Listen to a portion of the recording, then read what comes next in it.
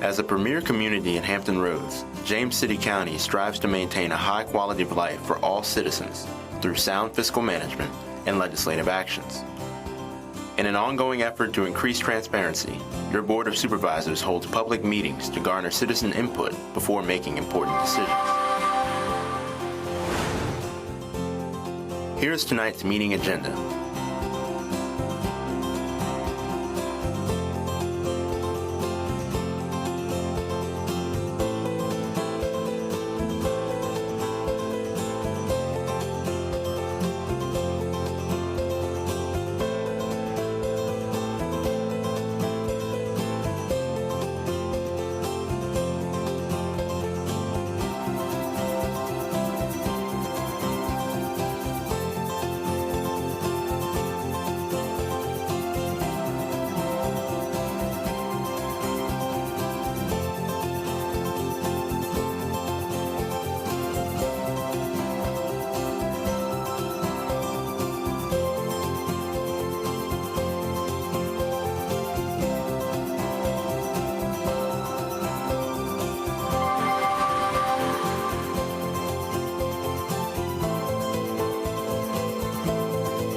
Stay tuned. The Board of Supervisors meeting will begin shortly.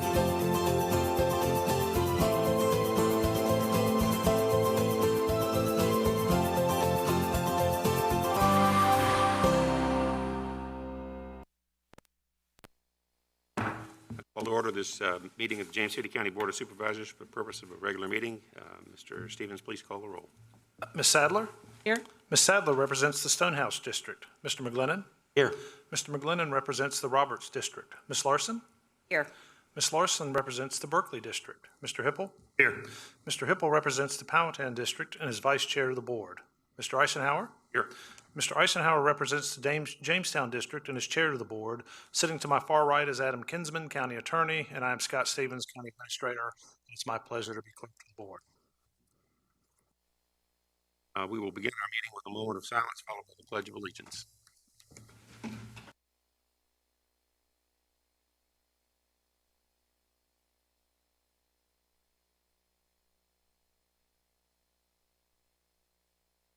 Flag, United States of America, Republic,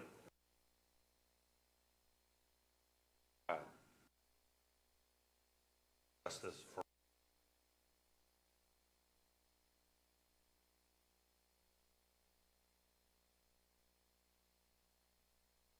At this point, we're going to pass it over to Ms. Sadler to open the Service Authority meeting so we can have these concurrently. I call to order this meeting of the James City Service Authority Board of Directors for a regular meeting. Good evening, Mr. Powell. Good evening. Would you please call the roll? Mr. McGlennon. Here. Ms. Larson. Here. Mr. Hipple. Here. Mr. Eisenhower. Here. Ms. Sadler. Here. Mr. Chair. Hey. We are going to continue with the Board of Supervisors meeting because we have a presentation later that affects both of these meetings, so we wanted to have them both open. It's my pleasure to start with the Chairman's Awards for this year, and I will come down to the microphone down there, and we will work with the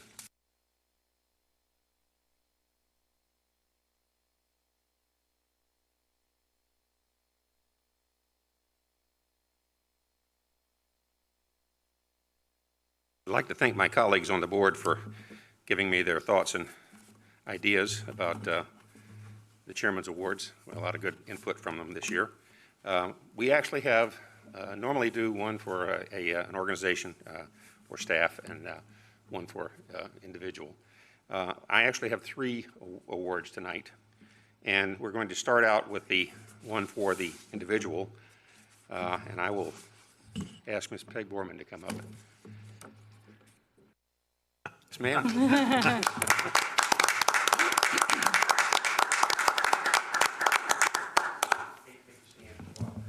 Up here. I'm so pleased to be able to award this Chairman's Award for 2020 to Peg Borman.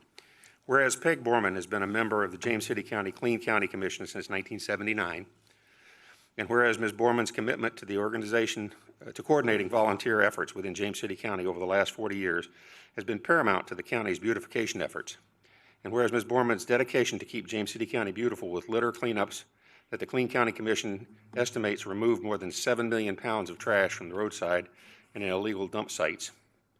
And whereas Ms. Borman also contributed to the development of the Zero Tolerance for Litter campaign in 2018, which is a testament to her commitment to preserving the natural beauty, quality of life, and health in James City County. And whereas Ms. Borman has established the education program to adopt the SPOT program, annual Litter and Recycling Expo, Clean Business Awards, Spring Cleanup, and Team Up to Cleanup programs. And whereas Ms. Borman's attendance at the monthly board meetings, Board of Supervisors meetings, where she talks trash, as she will later this evening, has kept environmental stewardship at the forefront of everyone's mind. And whereas Ms. Borman's devotion and accomplishments and efforts have benefited all James City County residents and helped achieve a pristine community. Now therefore be it resolved that the Chairman of the Board of Supervisors of James City County, Virginia, does hereby recognize Peg Borman and presents this award as a token of appreciation for her dedicated service to the county and to the community. And if you will hold on, I will sign it. I'll tell you what, I will sign it while you get to say the words. Well, I'm deeply humbled and thoroughly surprised because I did not expect that. That was an awful lot of kind words for an old lady, but I appreciate each and every one of them, and I appreciate your giving it to me. I'm very honored. We want to get it. You good? Step right over.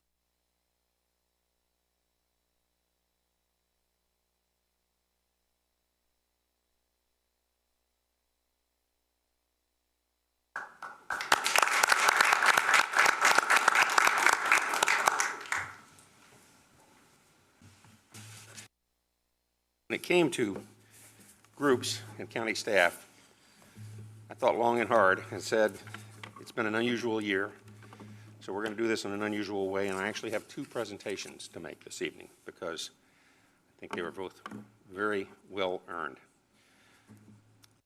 This next Chairman's Award for 2020 goes to election officials and volunteers. Whereas 2020 presented many changes to the voting process in James City County and the Commonwealth of Virginia. And whereas no excuse absentee voting was enacted by the General Assembly and instituted in James City County with less than 6 months to prepare. And whereas the Office of the Registrar set up a brand new central voting location at the James City County Recreation Center starting September 12th and continuing through Election Day. And whereas from September 12th to October 1st, volunteers totaled 395 hours of service. This group of volunteers worked tirelessly to assist in pre-packaging 15,000 ballot envelopes and with instructions, I voted stickers, and return envelopes. They also assisted in certifying over 11,000 ballots requested by voters and helped to properly address, label, and prepare for mailing the ballots for the initial first mailing.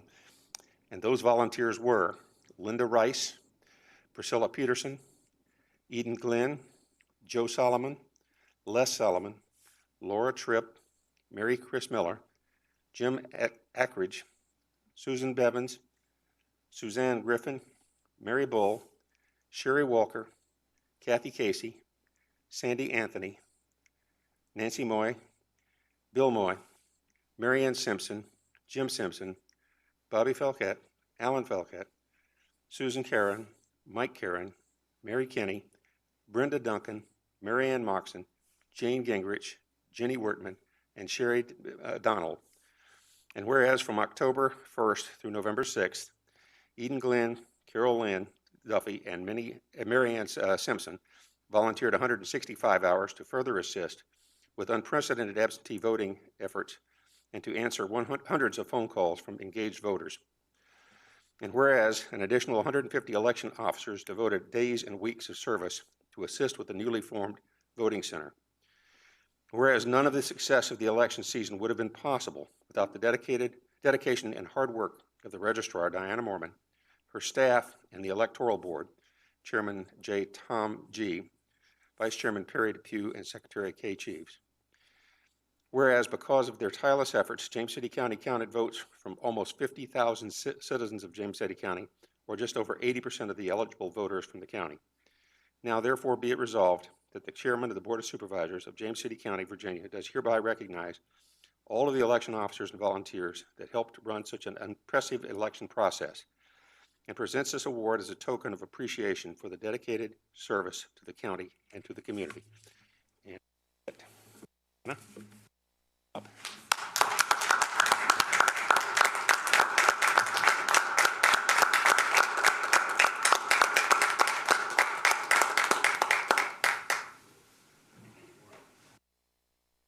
volunteers up, photos, and then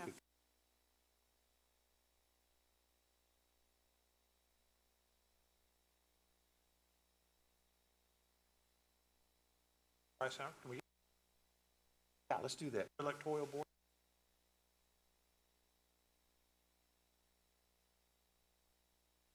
Not that easy. That's right. I sponsored Peg Borman for the. Early 80s, there you go. Holds it against you. Peg, I worked for Peg when she was the Tommy, over here? Come over here, okay.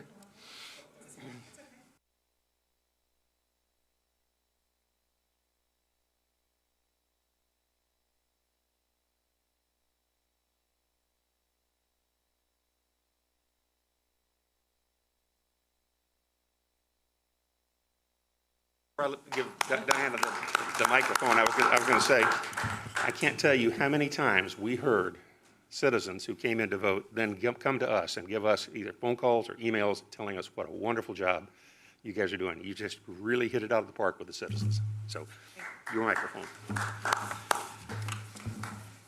just want to thank the chairman for this award. It was very much of a shock when we were called and notified that we would be receiving it, that we were nominated. And I cannot have done it without the wonderful staff that we have, as well as our volunteers and the electoral board support. So you'll see my presentation here in a few minutes that will further give more information. But thank you very much. It was certainly an unprecedented year. It was my 37th election, and it was certainly the hardest. But we survived, and I'm still smiling under my mask. So thank you. Thank you so much, Diana. Thank you.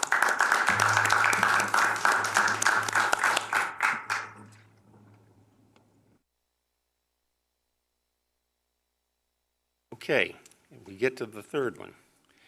And this one, if I could ask Chief Reinheimer, if you want to bring, we'll start with this. I'll read this, and then you can bring your folks up if you'd like.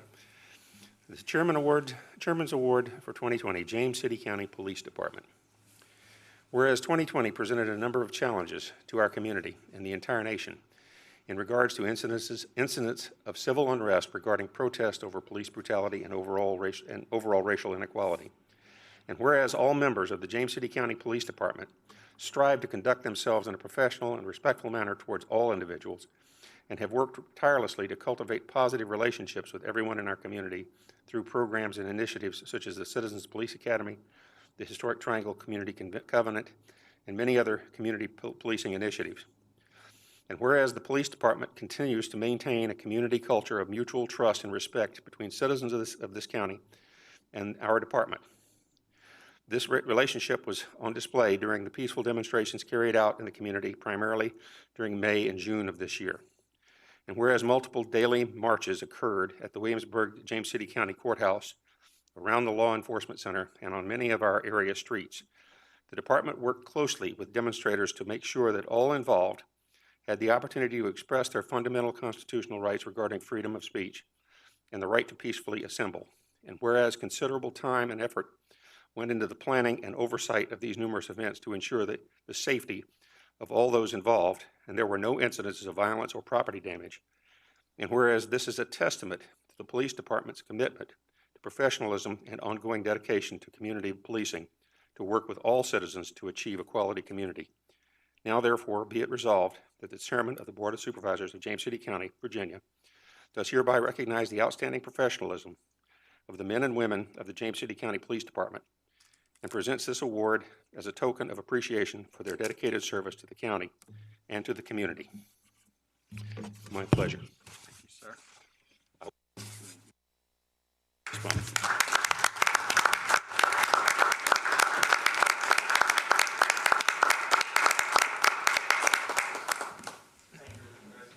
I want to introduce, and actually, it absolutely was a department initiative, and it was a department work that caused all this to go so smoothly, and we couldn't be prouder of that. But we wanted to bring a sample representation of the officers who were very much involved in that process, and staff as well. So I want to introduce them real quickly, and I see you hiding behind there. Sergeant Greg White, come on down. Master Police Officer Brandon France, Master Police Officer Tara Suggs, Master Police Officer Prasit Niranun, our crime analyst, Alicia Lamb, Sergeant Thomas Johnson, Major Eric Peterson, Major Tony Dahlman, and Deputy Chief Steve Rubino.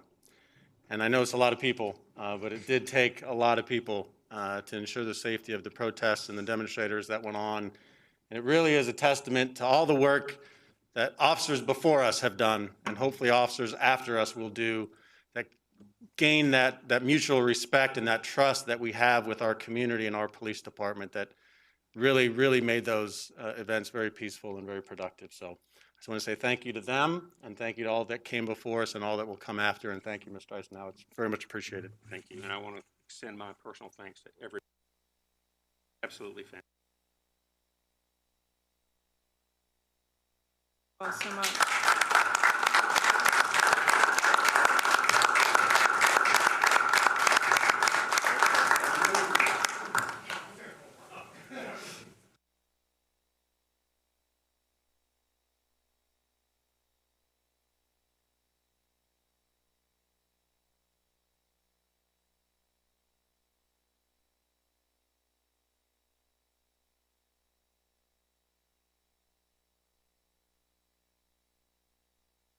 Thank you all so much.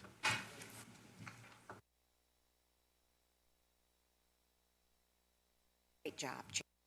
Yes.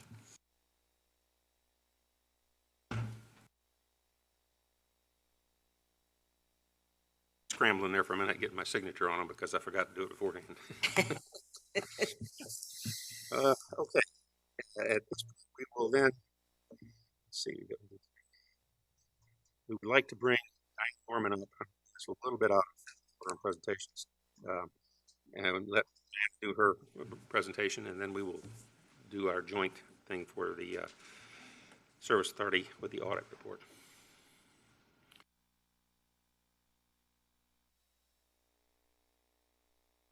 Good evening. Thank you for having me again. Is it okay if I take my mask off while I'm standing up here? Okay, it'll be much easier. I prepared a quick overview, as quick as I could, overview.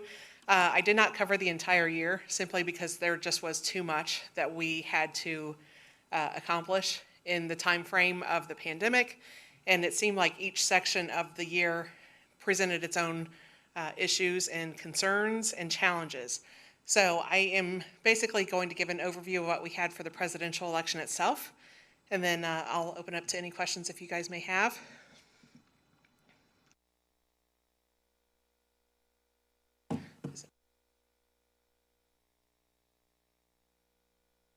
Just to give an overview for the number of registered voters that we have from 2004, we had 37,439.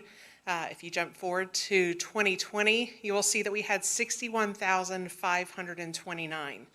That is a significant jump from what we have had in the past, and 2,000 of those were almost done between August and November of this year to make it to the 61,529. The turnout, I had projected, and every time we had electoral board meetings, they say, what are your projections? How are we going to handle this, and what do you think we're going to have?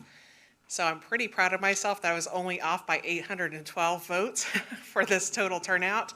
But we projected for the absentee there was going to be 29,000, when in reality we had 37,000. So there was a plus of 7,738.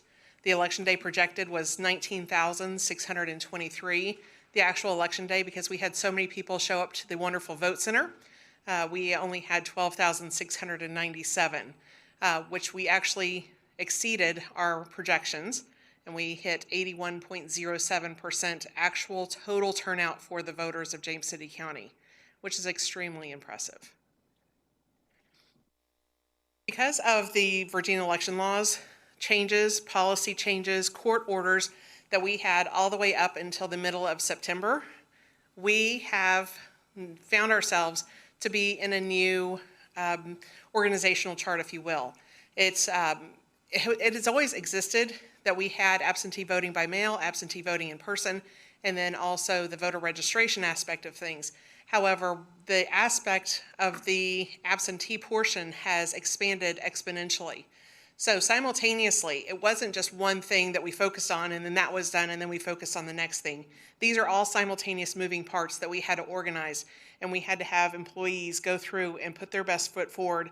And we have the voter registration that is solely responsible for making sure everybody's on the polls accurately and correctly until they are able to be put into the system for us to do absentee voting or election day. Absentee voting, we had to focus on a brand new vote center, which I'll talk about in a little while. We also had the ballot drop-off stations. That was a new court or a new law that passed in an emergency session that we have had to create from scratch, as did the rest of the state. We also had absentee email and mail. The email only pertains to those military voters and the ones that are residing overseas and have no intentions of ever returning also. And then we have the CAP, that stands for Central Absentee Precinct, and they also were responsible for doing the pre-processing so that we were making sure that we weren't one of those localities that had statistics that couldn't be turned in until days later. So we did a fantastic job with that. I'm proud of our teams. And then we also had election day. So all of these things that we were focusing on for the time frames, for getting everything out, deadlines, we also had to focus on election day, making sure that we were continuing to prepare for those 20 precincts that we had to have ready to go on that day as well.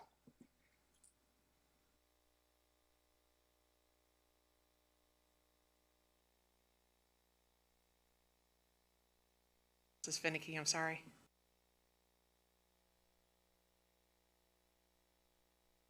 Sorry, Jason, does it go backwards or?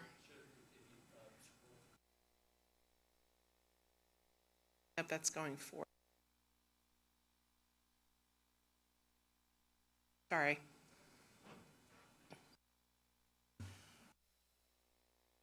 Voter registration, these are just the transactions processed. And I said that we had the 2,000 voters that we added to our rolls. Those are unique voters that moved into James City County from September until the close of the polls at the extended deadline for October. And the information updates, we had 6,219 that went through, and this means that they had a change of a name, change of address, change of apartment number, something along those lines. Any of their information they updated. Request to cancel, we had 1,047. Those are voters that may have passed away in the time frame of the year, or they may have moved out of the state. There are various issues on why a voter would request to cancel. Denied applications, looking at these numbers, that is a really impressive number that shows that we did all that we possibly could to make sure that these voters were registered completely and accurately. And we only had to deny 125. And that is most of the time if they were missing signatures and didn't include any contact information for us to be able to reach out to them. We did notify all of those 125 voters that did not complete their application properly. And then we had duplicate applications. That means that there are 1,498 voters that submitted the same exact information that we already had on file. So that is 1,498 transactions that we had to do in addition to everything else that we did that is the exact same. And even if a voter clicks a couple times saying that they want to submit, we still have to process within 1 minute those two applications for the same voter. So that's duplicates application. I wish that that was lower, but that is outside of our control. And we did all of our statistics and all of our turnout properly. So the transactions that we did were 8,889, and that was only from September until November 15th. I'm sorry, until Election Day. Absentee ballots mailed. This is a huge change for ours, for our office and across the state. New laws, guidelines, court orders, last minute changes, and who will be on the ballot. and a redesign of the absentee ballot envelopes. These all happened within 2 weeks of us having to get our first mailing out. Our first mailing in the past has always been about 3,000 ballots. It ranged between 800 and 2,000 to be mailed out. And we ended up having to mail out over 12,000. I'll show you more statistics here in a couple of minutes. But in that 2 weeks, we were responsible for proofing the ballots twice because we had one candidate that made it on the presidential ballot. Court order decided that he was not eligible to be on the ballot, and we had to remove him. All of which was a complete proofing process between my office, the Department of Elections, and then back to my office. So we had to do that twice. Designing, proofing, and ordering 60,000 new envelopes. We already had all of our ballot kits made, if you will, that had the instructions, the return envelopes, etc. We had to scrap all of those envelopes that we had, and those were 12,000 envelope or 15,000, and each one of those envelopes or packs contains 4 envelopes. And we had to start that from scratch and redesign the new envelope for proofing, etc. We also had to proof, print, and fold 15,000 revised voting instructions. Thank you to the Treasurer's Office for allowing us to use their folding machine. And over 11,000 applications having to be received, processed, 2-person verified to make sure that we did enter the information correctly, and we had an application and a label for them, packed and mailed with I voted stickers in less than 2 weeks. 12 to 22-hour days for staff with 0 days off and working through lunch. I will give it to my staff and the volunteers that we had, and I can confidently say we would not have made it through the election without them putting in the hours that we did.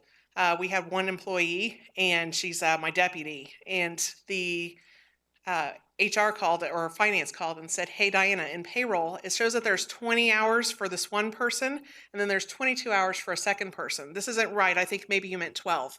And I said, "No, actually, I meant 22.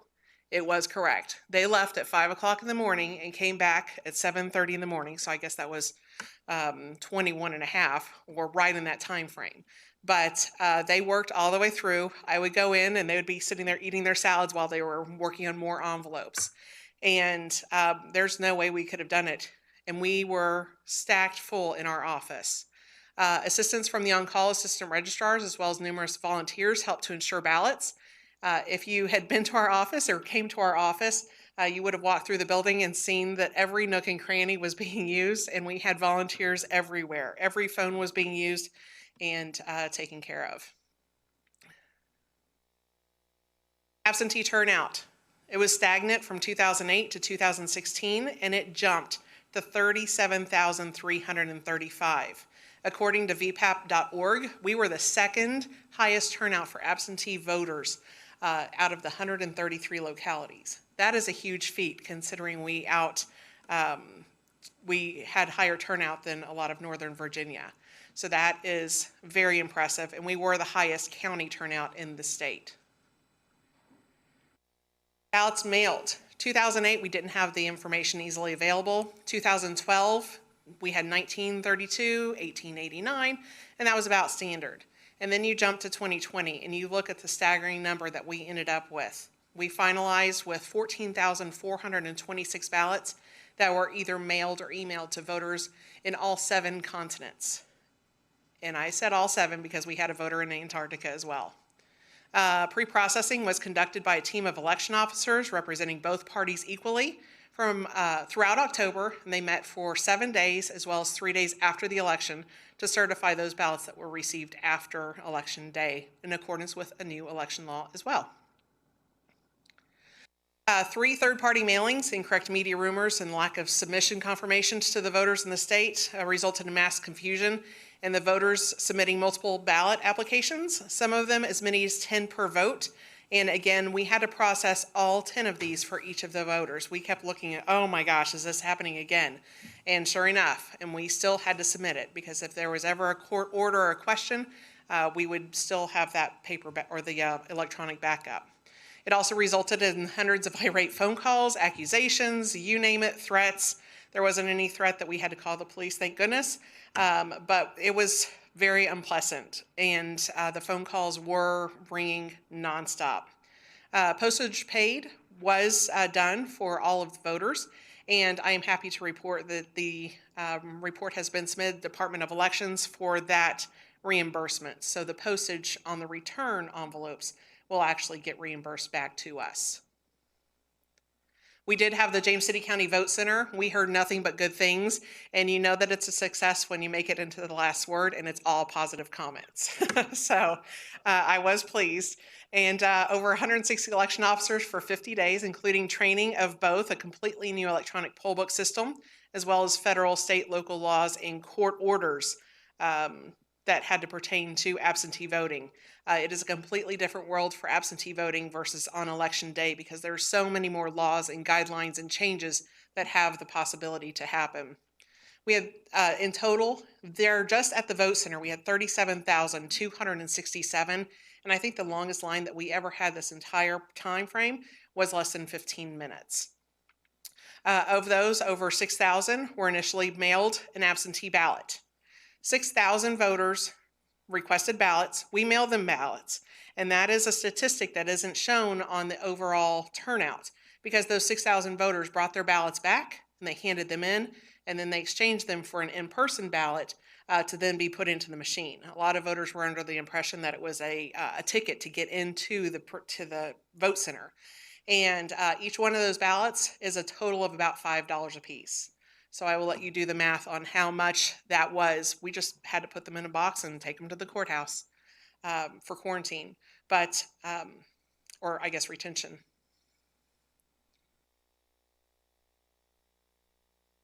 We had the ballot drop stations, and I know that there was a request for the ballot drop stations, and we did do the additional 10 days for the Croker and the Abram Frink Center. The Vote Center obviously had the highest turnout for the ballot drops. We had 4,213. The elections office, which was my office, we had 316. The Croker Library, as well as the Abram Frink Community Center, that was a total of 65 ballots. We spent approximately $5,250 to operate for the 10-day time frame for those two locations for having two people sit there, one representing both party or each party. It equated to approximately $76.92 per ballot to accept those ballots that we had already paid the postage for on top of that.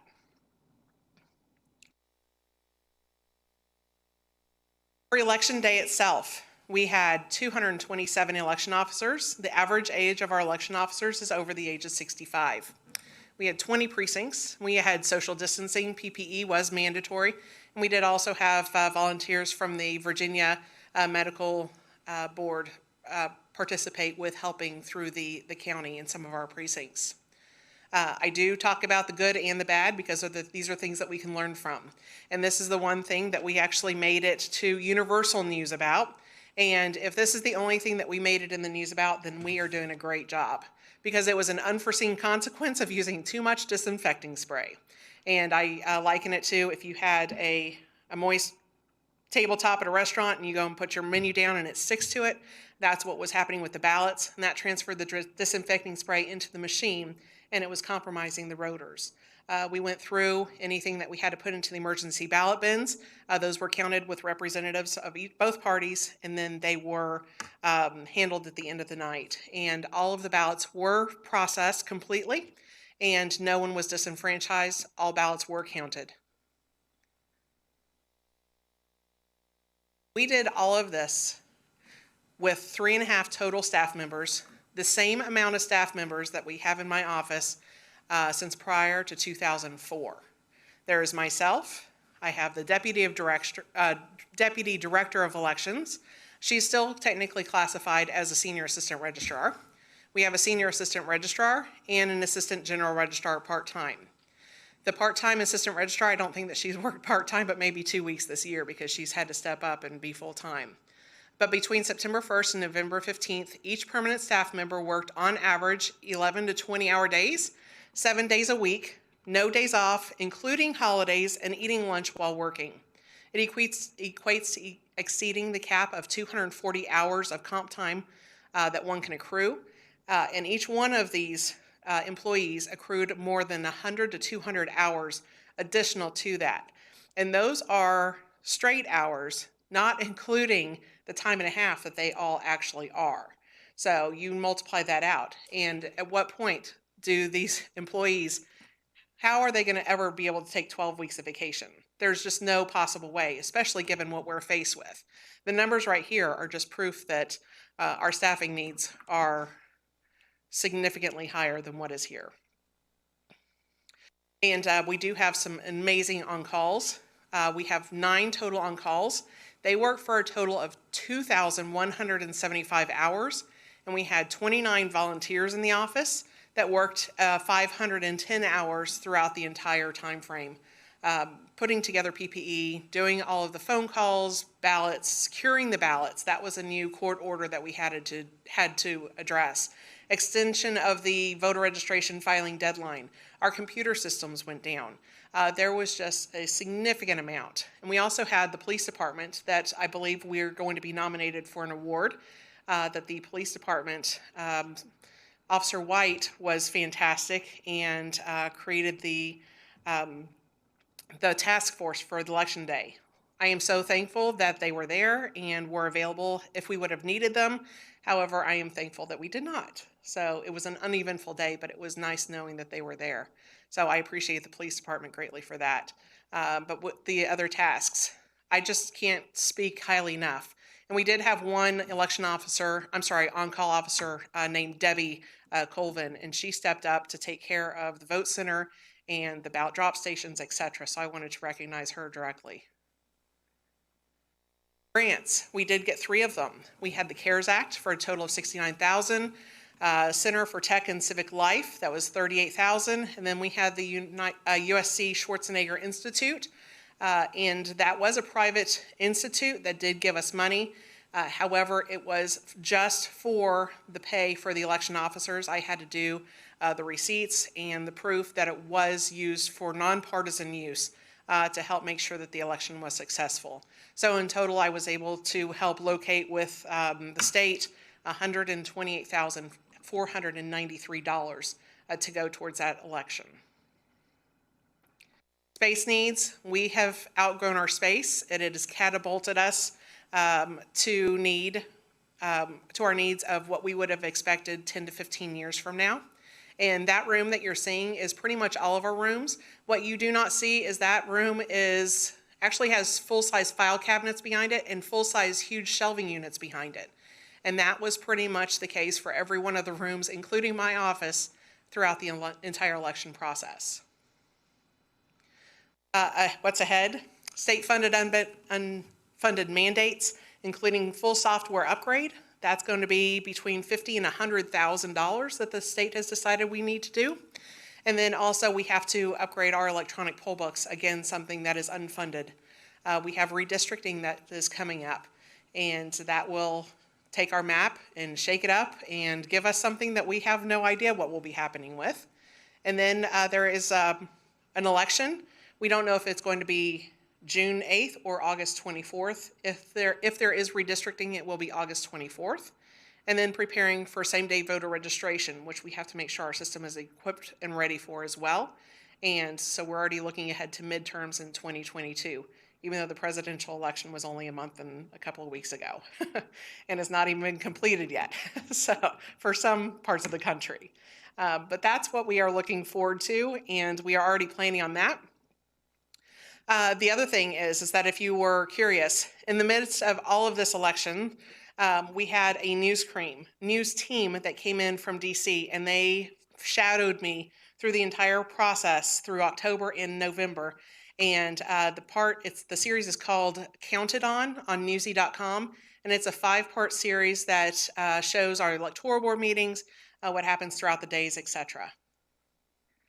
And then I know that I was very long-winded. I apologize for the length of time that it's taken, but I skipped through a lot of it.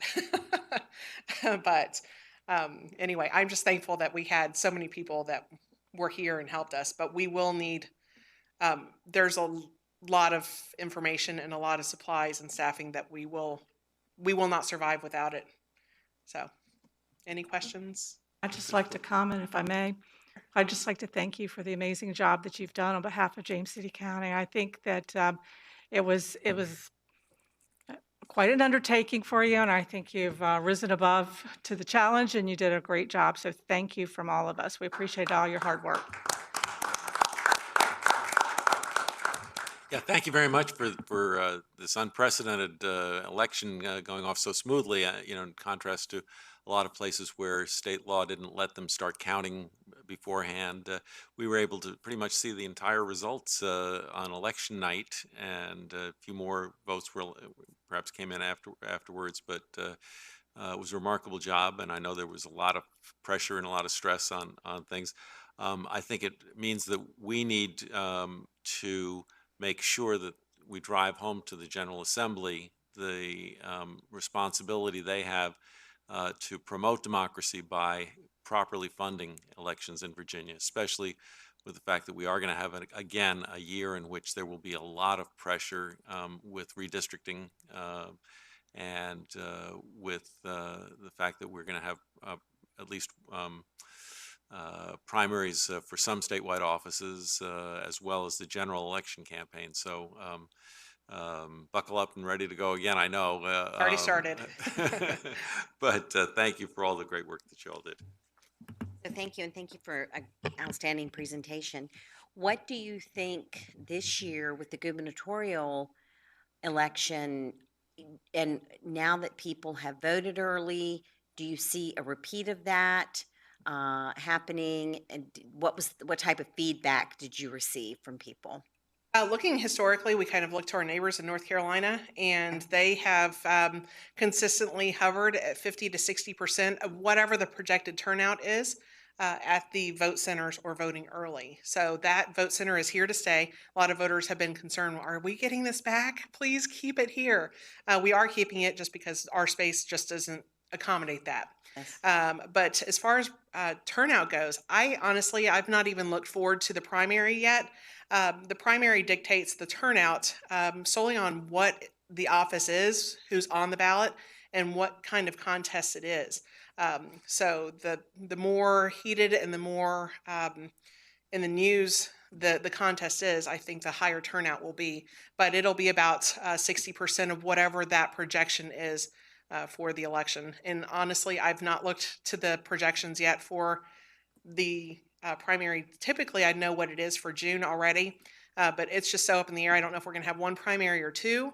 I don't know who's going to be on the ballot, what offices, which parties are going to have them. So I will know something further with that later, or I guess early 2021.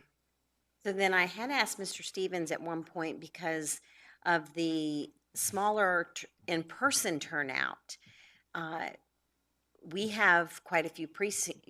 My district has 4.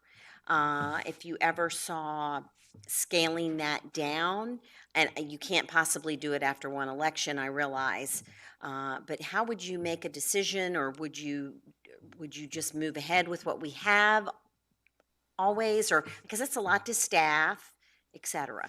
Well, it's a lot to staff. There are a lot of supplies that are involved, and it is a very costly venture for us to go through and do this. For this election alone, just for our officers of election, it was over $68,000 just for the pay. And as far as election day goes, I've been actually saying this. We had a board meeting this morning, and I forgot to bring it up, but we've had, in my mind, I do not see that there's a need for us to have smaller precincts of the 800 variety, the Robert C., or the Berkeley D's. I can see that we have larger precincts, and we start out at maybe 3,000. There are sections in code that require us to split at certain times. However, I think that may change now as well, given the new knowledge of what the early voting for the 45 days does to election day. So I am a huge advocate for condensing down and making larger precincts, because when all is said and done, those precincts will still have the same amount of turnout that a typical election day would be, only we would have fewer precincts, fewer supplies, fewer machines, etc. So I'm a huge advocate of that, but also I am at the mercy of the redistricting commission and what happens with our lines and census blocks. Thank you. Yes, I know. It's amazing. I know how much work y'all do, but it's amazing to see it written out, and hats off to you, your staff, and everybody that works with you on this. It's incredible you were able to get this much done in not only a short period of time, but long days, very long days.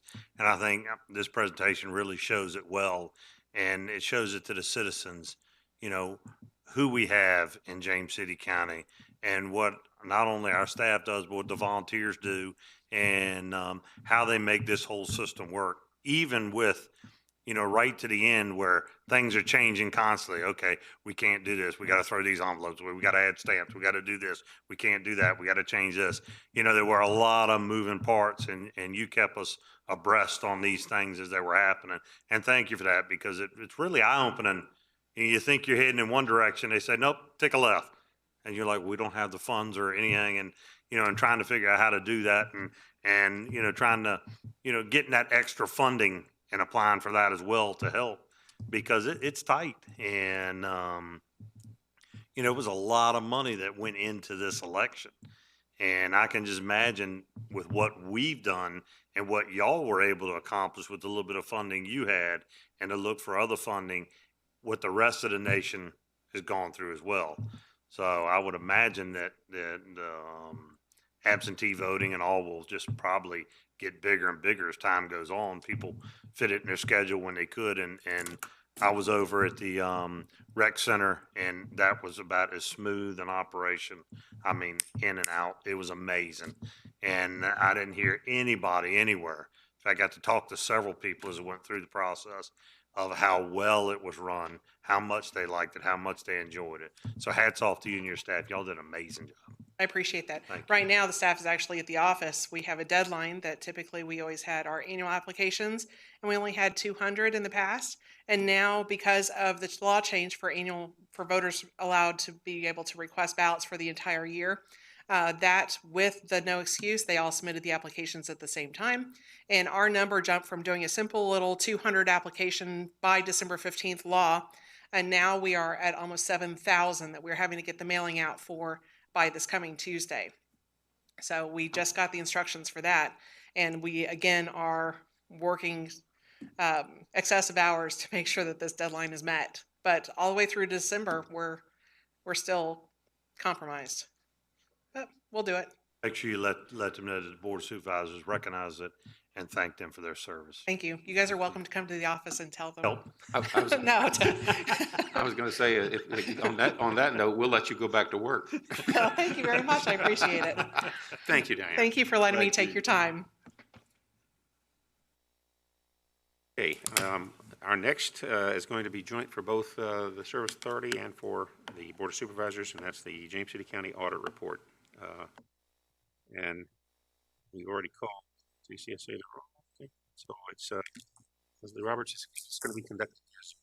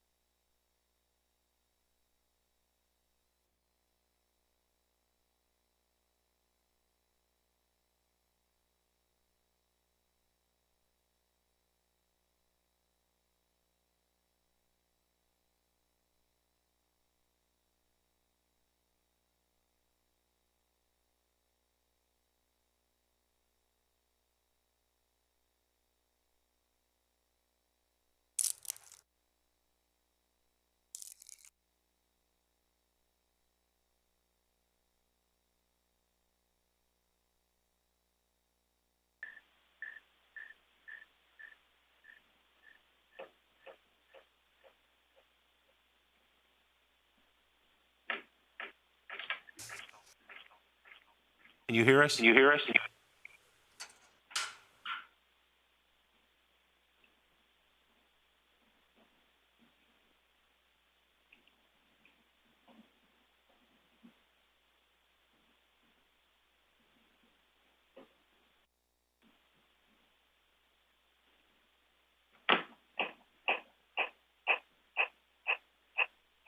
We can hear her.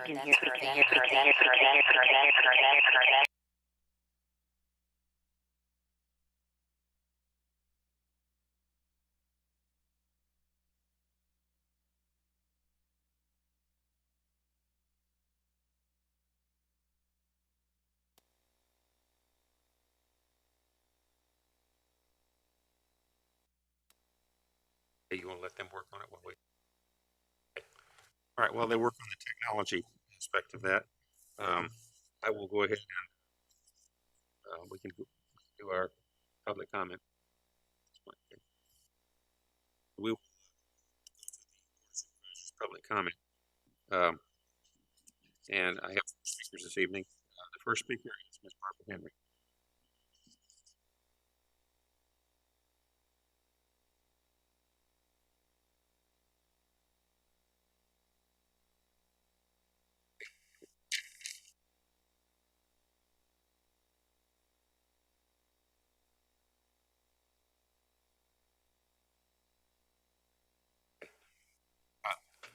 Henry, we're going to have to pause for a minute because they're not going to be able to work on it.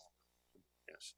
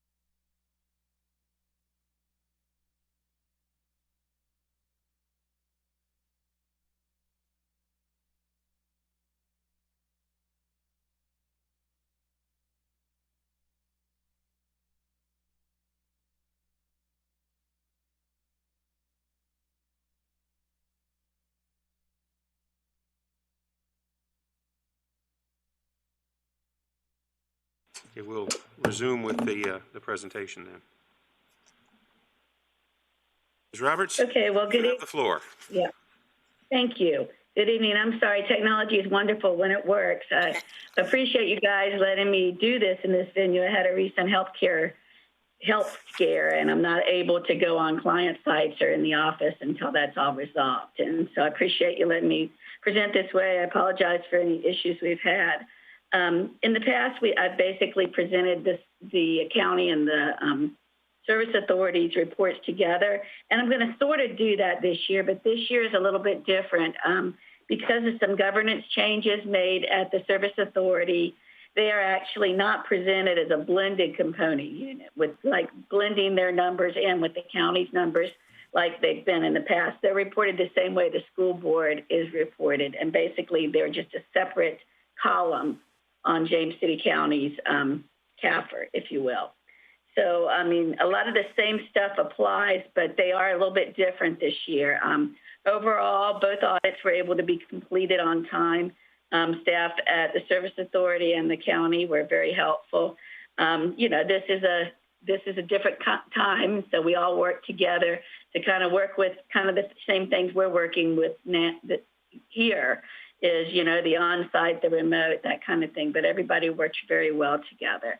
As far as the audit, I'm going to do like what I've done in the past, just point out some things that I think are kind of the bottom line for the audit. And please feel free to stop me if I don't hit on something you saw. Basically, the audited financials, the bottom line is on pages 1 through 3, which is the independent auditor's report. And this is our opinion on how your financial statements are stated. And if you look at the top of page 2, that's the auditor's opinion on both the Service Authority and on the county's financial statements, and both have clean, unmodified opinions. So yes, we were able to come in, do both of those audits, and say that they present fairly the operations and the balances of those both entities. So that's the highest level of assurance we can give you.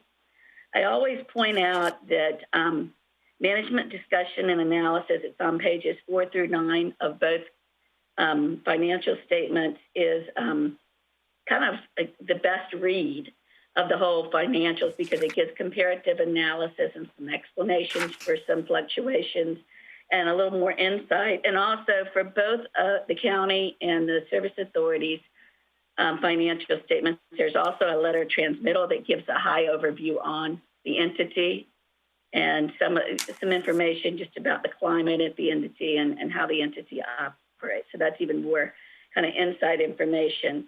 The basic financial statements for the county are on pages 10 through 16. And page 10 for the county has a statement of net position, and this is like your balance sheet. You've got your assets minus your liabilities equals net position. And you still have a very strong net position at the county, net position of $323 million. Of that amount, about $224 million, or approximately 69%, is a net investment in capital assets, because you do have a lot of capital assets, equipment, infrastructure. But you also have about $126 million in unrestricted fund balance, which is about 30% of the total. So it's a very healthy picture for the county. And on the service authority side, their statement of financial position is on page 10. And they have a strong financial position as well. They have total net position of about $186 million. Of that, about $133 million is invested in capital assets. So that's a little higher than the county's percentage. It's about 71%. And they have about 24% or $44 million in unrestricted net assets as well. So 24% is very good. I think most governmental entities shoot for between 10 and 15% in those categories. So well above the norm. Also talking about the county again, trying not to confuse you and give you this information together, but the statement of activities is like the income statement for a governmental entity. And just pointing out that for the governmental activities of the primary government, you had a positive change in net position of about $25 million, approximately 8% increase over the prior year. And this is, the revenues are actually down because of COVID, especially in the meals tax area, but expenditures were below budget as well. So you were able to kind of end the year strong by reducing departmental spending in the face of reductions in revenue. And I'm sure you guys have talked about this at length in previous meetings, but job well done to cover the COVID revenue loss.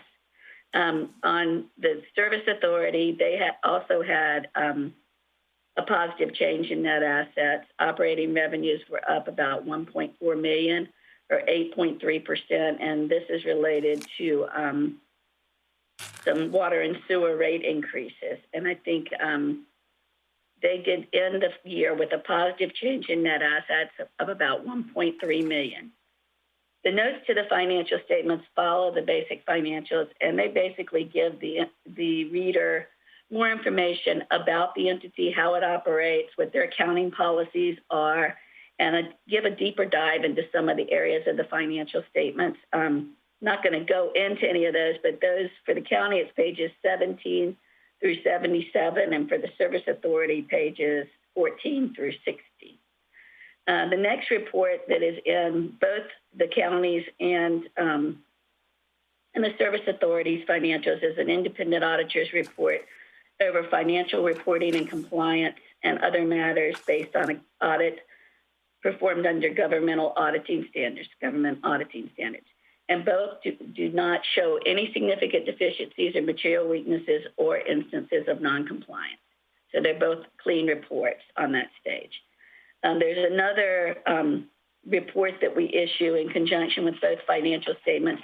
Basically, it relates to some additional procedures that we're required to do that the Auditor of Public Accounts requires us to do. As your external auditor, we look at budget and appropriation laws, conflict of interest, cash and investment laws, procurement, for the County Community Service Act, unclaimed property, things like that. And it's just, there are things that they picked out of the state code that they want the external auditor to take a deeper dive into. We did that, and we did not find any exceptions with those procedures on either the county or the service authority. And for the county, we basically have one more report. For the county, this is where we do the single audit, or the audit of your federal funds. And we have performed that audit. We did not have any exceptions. We added the CARES program at the last minute because the final guidance hadn't come out. And so we just kind of worked with our governmental people and came up with what we felt like would be the compliance issues and what we needed to look at. And we did that and didn't have any exceptions. One thing to note, though, the final compliance supplement is not out on the CARES funding. So if they come out and we need to do some additional procedures, we certainly will do so. But as it stands now, we've done what we think will be required and issued a clean opinion over your handling of federal funds. And that's all I have on the basic financials. I was going to move on to the correspondence with those in charge of governance. Any questions on both either the service authority or the county? No, thank you. Excellent. Okay. Hearing none, I'm going to move on to what we traditionally call the management letter. It's basically, a lot of it is boilerplate. There's contact information for your audit team leaders for both audits on page 1 of that correspondence. If we have any significant estimates that we want to bring to your attention, we put that on later in the report. For the county, the significant estimates are the OPEB liability, the pension liability, useful lives of capital assets, and uncollectible accounts. On the service authority, significant estimates are again the OPEB and pension liability and useful lives of capital assets because you're both so heavily invested in capital assets. And as we've spoken before, you know, we use historical data to determine what the useful life should be, but that's an estimate based on other properties or other equipment over the years. So they could be off a little. If there were any corrected or uncorrected misstatements like audit adjustments or small things that we decided not to adjust just because they were immaterial or they were of the nature that they were just not solid adjustments, they were estimates, then we point that out here. We didn't have any of those for either entity, so no past adjustments and no posted audit adjustments. Management letter that management signs at the end of the engagement, kind of like a hold harmless, is included in Appendix A.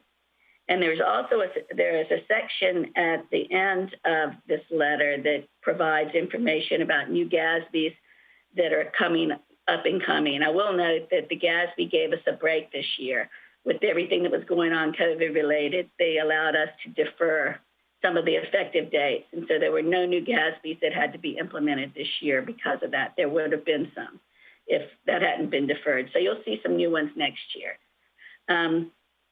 That's really all I have to say other than, you know, we did provide some training and for your staff that's free of charge.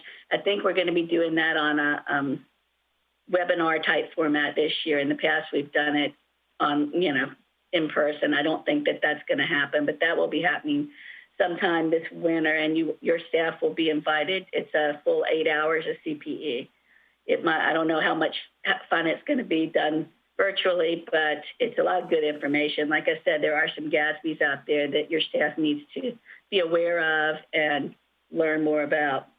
Otherwise, that's all I have. I'd like to thank the counties and the service authorities finance teams for helping us out in getting through this audit. They all worked very diligently, and as you can tell from my presentation, had successful audits again this year and good results. Okay, thank you. Any questions? Any questions? That concludes the presentation. We'll leave the since we're doing this jointly with the Service Authority, do you want to, Ms. Sadler, you want to finish the Service Authority before so we can? Yes, thank you, Mr. Chair. Mr. Powell?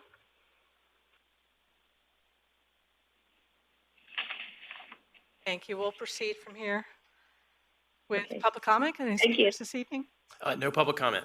All right, next on our agenda is the consent calendar authorization of a 2% general wage increase. Look for a motion to approve.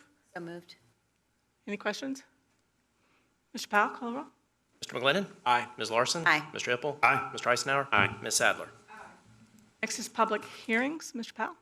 One public hearing, the acceptance of responsibility for a memorandum of agreement for grease control devices, public hearing on endorsement of the Fats, Oils, and Grease Program Enforcement Response Plan, and adoption of civil penalties.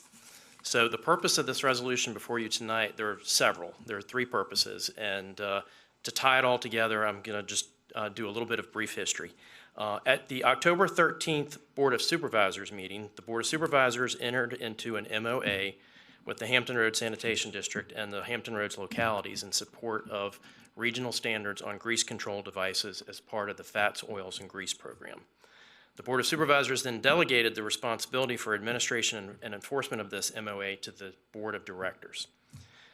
Then at the Board of Directors meeting on October 27th, you approved a revised version of the JCSA regulations, which delegated the responsibility for certain policies to the general manager, one of those policies being the Fats, Oils, and Grease program.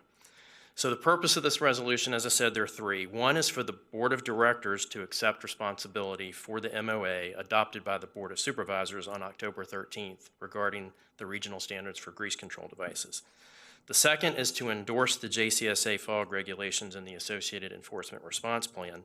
And the third is to adopt civil penalties for violations of the FOG regulation in the amount of $100 for the initial summons, $150 for any additional summons, but not more than $3,000 for a series of violations for the same situation. I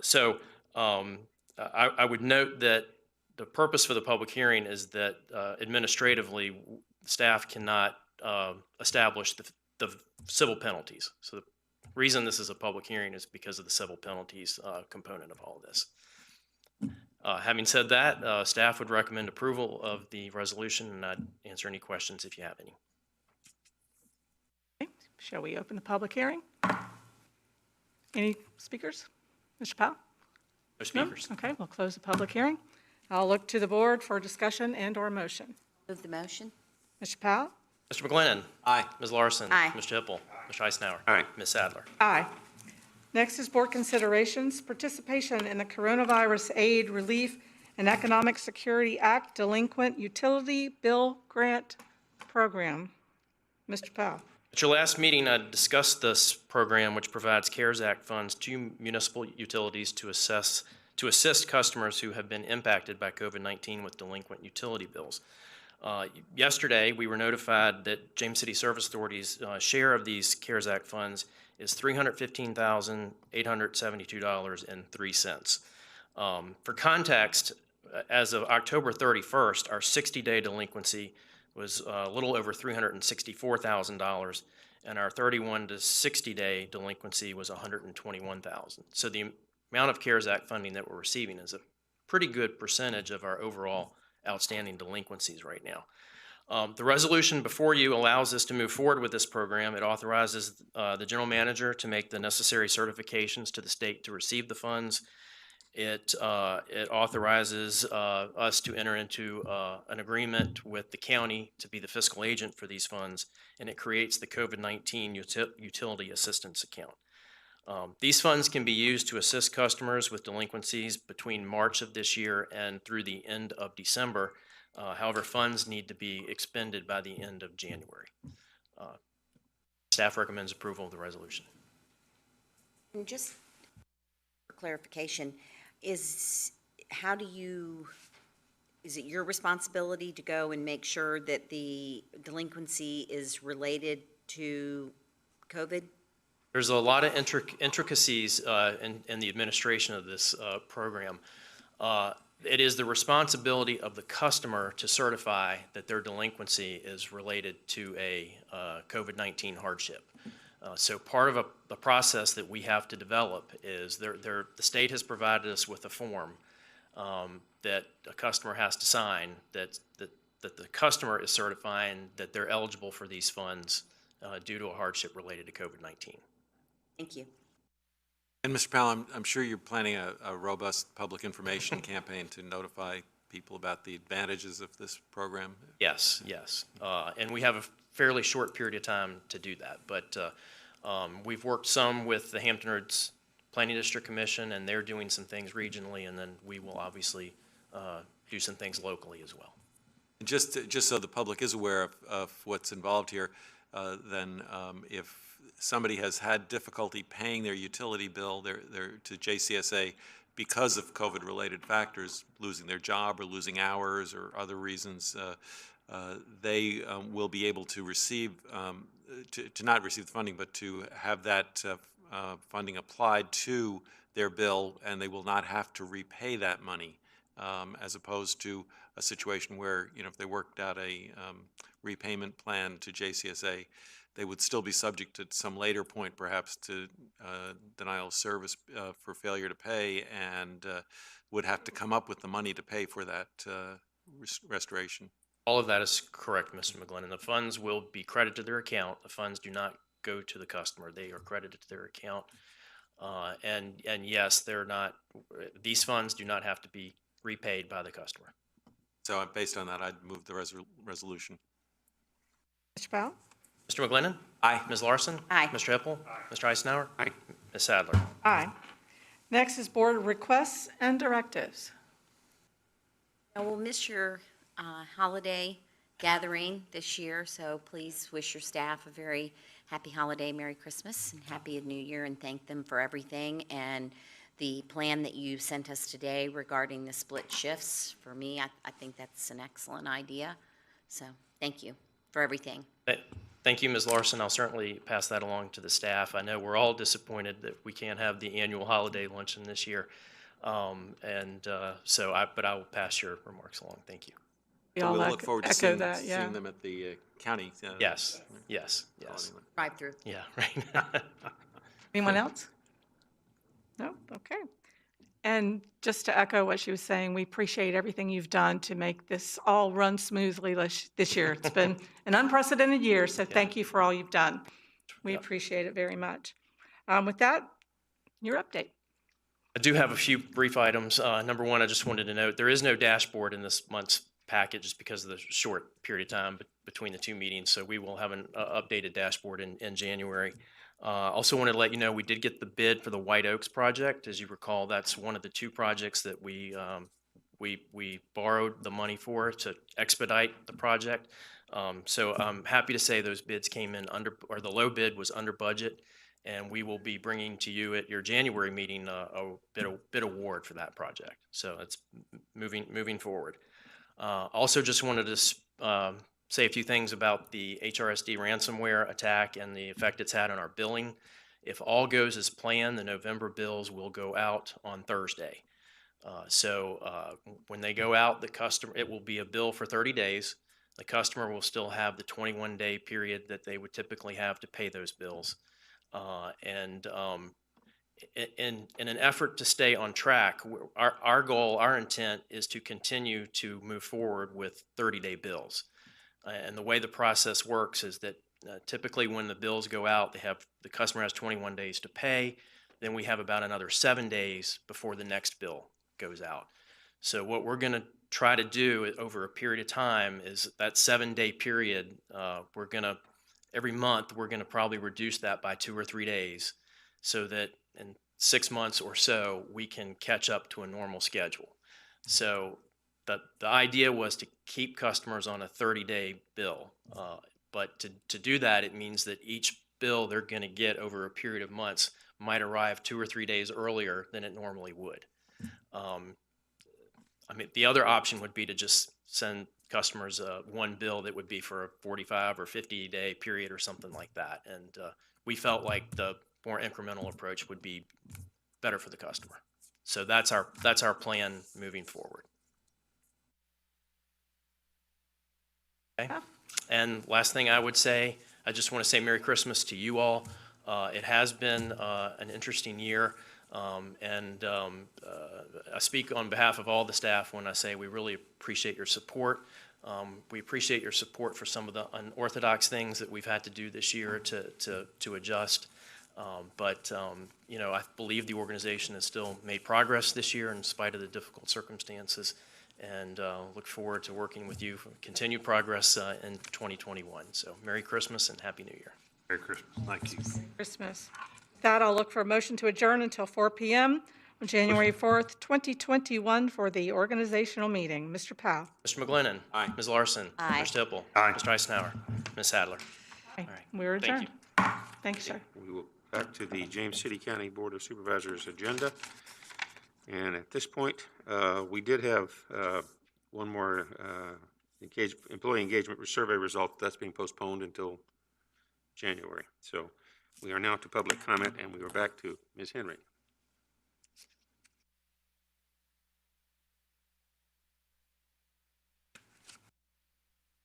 Good evening, Chairman of the Board. Barbara Henry, 141 Devon Road. To say I am worried about the survival of our republic is a colossal understatement. We are witnessing the systematic destruction of, quote, the enjoyment of life and liberty with the means of acquiring and possessing property and pursuing happiness and safety, unquote, as the trampling of our Constitution by Governor Northam exceeds boundaries I never would have thought possible other than in a nightmare. Our citizens are running around in masks and in fear due to the extraordinarily misleading information and propaganda about COVID-19. Our business community is on life support or worse, and our school children are being irreparably harmed by the closing of public schools. The governor, by definition, cannot make law. Our Constitution states, quote, that all power is vested in and consequently derived from the people, that magistrates are their trustees and servants, and at all times are amenable to them, unquote. Before each of you is a copy of a resolution. An online petition featuring this resolution has resulted in 170 signatures, last time I looked, in a mere 5 days. This is a nonpartisan issue. The resolution says, in short, Governor Northam, through an unlegislated order, is prohibiting the gathering of more than 25 people at a single time. The resolution in front of you requests the board to not recognize this unconstitutional decree from the governor. The governor's orders are clearly in violation of Virginia Article 1, Sections 1 and 12. The resolution also requests the board to direct the chief of police and any under his control to disregard such unconstitutional orders. Ditto the Commonwealth's attorney to not prosecute this unconstitutional mandate, and the county will fund the legal defense of its officers. Finally, the resolution requests the board notify the superintendent of WJCC schools to open schools no later than January 11th, 2021, and in short, get back to normal in all areas on the condition that failure to do so will result in the withholding of funding. My purpose in presenting this resolution today is to open up discussion immediately on these devastating issues and to hold my elected officials accountable to the Constitution. COVID-19 has a survival rate of 99.8%, children under 18 nearly 100%. At a certain point, we have to resume leading our lives and lead with common sense before we reach a point of no return. End of comment. Thank you. Our next speaker is Chris Henderson.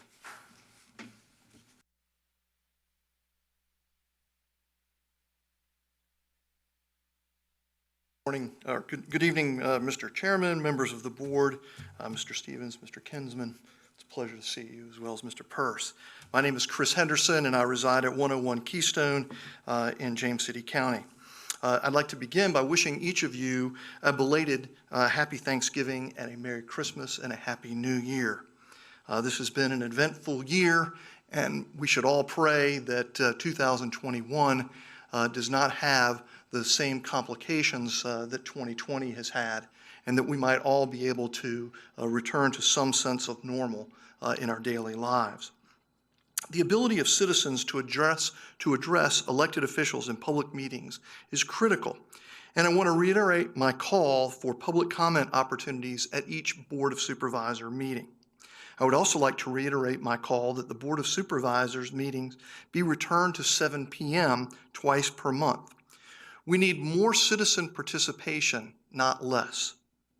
As a small business owner here in James City County, 5 p.m. is an especially busy time. My employees generally come in about 5 p.m. and I'm responsible for getting them off the clock, shop closed, and out. It's particularly inconvenient 5 p.m. for people with jobs and also with children, because that's normally a transfer time, plus it is the peak traffic hour on 199. It took me 3 cycles on Jamestown Road to get here this evening. I do want to recognize and thank Barbara Henry for her work on the resolution that you have before you, and I want to offer my full support for it. I would encourage like-minded citizens to go to change.org and type in James City JCC citizens demand no shutdown and open schools and sign on as backers. I think you will be astounded when people realize what the resolution calls for and what the citizen need and demand is as to the citizen support for getting back to normal and getting our schools open. The damage that is being done in our business community and to our families, and particularly to our school children, is beyond comprehension. If you had asked me a year ago if I could have envisioned a circumstance where our kids would not be in school for the better part of a year, and that they would have to learn from home, even young children, I would tell you it's impossible. And we're not following the science. The science says that children under 18 years of age are not susceptible, are not spreaders, and have almost 100% chance of surviving COVID-19. So it is now incumbent upon us as citizens and you as elected officials to open our schools and to allow our businesses to open so that we can get back to life. Each of us here has the right to life, liberty, and pursuit of happiness. And I would dare say that the misery index in this nation is at an all-time high because of what we're having to endure right now. And so the issue for me is to not punt the football, but to grab the initiative and figure out a way to get James City County open for business and to get our children back in school. We have no time to waste. This is a 5-alarm blaze. I found it stunning that 24% of young people 18 to 24 have thought about suicide. I want you to think about that for a minute. Our young people, our most precious resources, are thinking about killing themselves rather than continuing to live in the environment that we're subjecting them to. Each person in this room has to take ownership of that, and we must do something to address it now.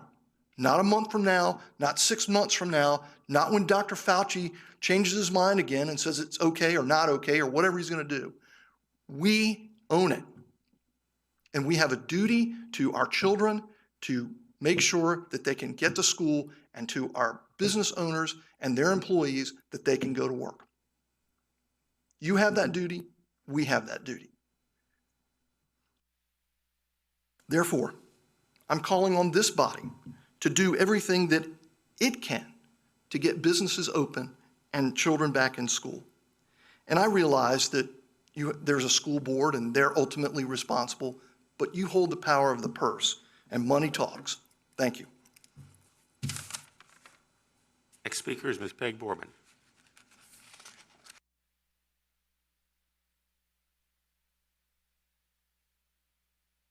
Good evening. Thank you, Mr. Chairman Eisenhower, members of the board, Mr. Stevens, Mr. Kinsman, Mr. Purse, ladies and gentlemen. I'm Peg Borman. I reside at 17 Settlers Lane in the Lightfoot area.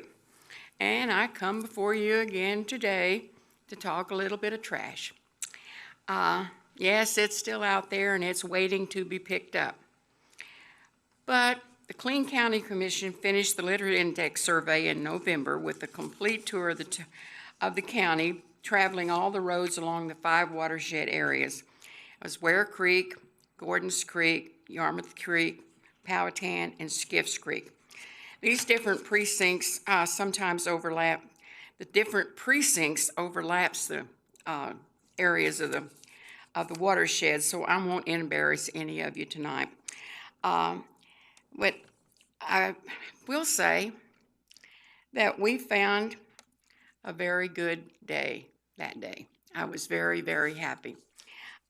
We only found a couple of minor illegal dumpings and very little accumulation of litter. Of course, it was just the day after or a few days after the last grass cutting of the season. And of course, the contractors had already picked up all the roadways, and it really looked great. And for a week, I felt so proud of our county and the absolute cleanliness of our roadways that I was bursting with pride. But the litter and the trash is starting to accumulate again, and that makes me very sad. But maybe we can solve that problem by issuing litter pickup kits on loan to individuals. They can come and clean up the different areas in the county, and we can be happy again. But the Clean County has put together kits that I will be happy to distribute to anyone desiring to have one of these kits. They can just call me at 757-565-0032 or email me at pborman@cox.net to make arrangements for me to distribute these kits to them. We will loan them out for like a week at a time or however long time they need them. Our signs that we talked about, that we placed around the county, have attracted much attention, and that's the feedback that I've gotten.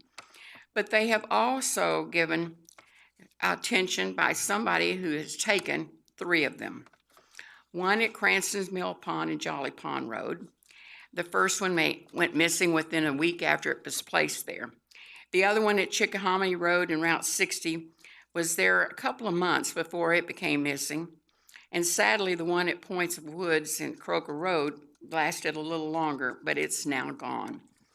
We've noticed that we have put them on. We noticed that a few have been placed in different locations, like across the street from where they were originally planted. But we did get permission, as I reported to all of you, and put them out. And we wanted to make sure that the proper people were advised and gave us information on where we could put them. It would be nice if we could get these 3 back, and if somebody would just place them back where they took them, that would be very nice, and I'll ask no questions. So, but thank you for your time. Thank you for the surprise tonight. I was very pleased, and I'm humbled. And may you all have a blessed and happy holiday season from all of us at the Clean County Commission. Thank you. Thank you, Ms. Borman. Final speaker is Heather Cordasco.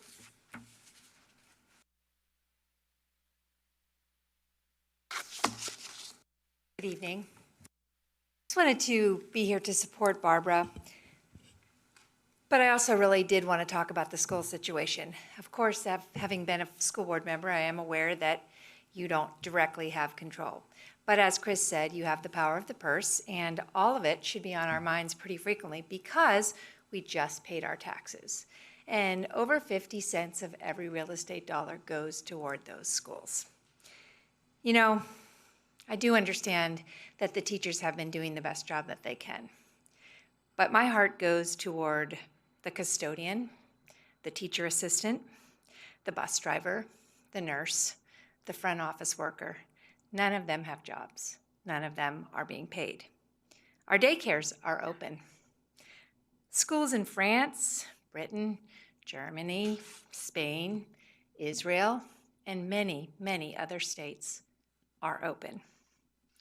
I'm also concerned about drug abuse, suicide, falling behind, those who have problems with technology or no access to technology, special education students who really need the services that are offered in school, and our New Horizons students. One of my friends is a 3rd grade teacher. Last year she had 22 students in her class. 2 completed the work that was assigned to them. 10 regularly logged on. All were passed on to the next grade. That is not a good way to educate our students. It is not doing our due diligence. It's certainly not giving the money that we are all paying into the schools the value that we think it has. So I would encourage you to do what you can as Board of Supervisor members to make sure that our schools are open. If you'd like to do a little bit of research on your own, I would suggest you might look up Alex Berenson. He has done quite significant research on coronavirus and all of the effects. Still, to this day, 40% of everyone who has passed away is in a nursing home. That's pretty significant. It may also interest you to know that the oldest person who has survived coronavirus is 112, and she also had the Spanish flu. So she had bookends. So there's a lot to find out, and I do know that there's been a lot of savings to not actually having the schools be open, but I think it's really foolish in terms of the long-term effect, and I would encourage you, whenever possible, to bring those schools back online. Thank you. Completes our public comment. Next on our agenda is our consent calendar. We have, 8 items. Number 1 is minutes adoption. Number 2, appointment and authorization of police powers for Assistant Fire Marshal Jared Randall. Number 3, authorization of a 2% general wage increase. Number 4, fire department overhire authorization. Number 5, grant award coronavirus aid Relief and Economic Security Act broadband funding, $88,196. Number 6, grant award Virginia Department of Environmental Quality fiscal year 2021 litter grant, $12,632. Number 7, grant award HUD CARES Act housing assistance payments, $47,643. And number 8, participation in the Coronavirus Aid, Relief, and Economic Security Act Delinquent Utility Bill Grant Program as fiscal agent.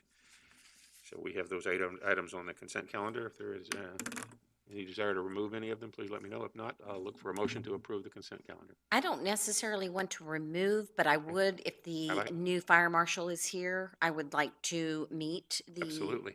Yes, if someone is here to introduce.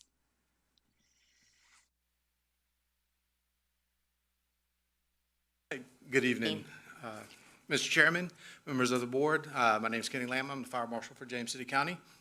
I'd like to introduce you to Assistant Fire Marshal Jared Randall. He has recently completed all of his required training that is mandated by the state in order to obtain police powers. So before you tonight, we have a resolution for his appointment and authorization of the board for his police powers in accordance with the Virginia Code. And thank you for introducing. Welcome. Yes. Appreciate it. Thank you.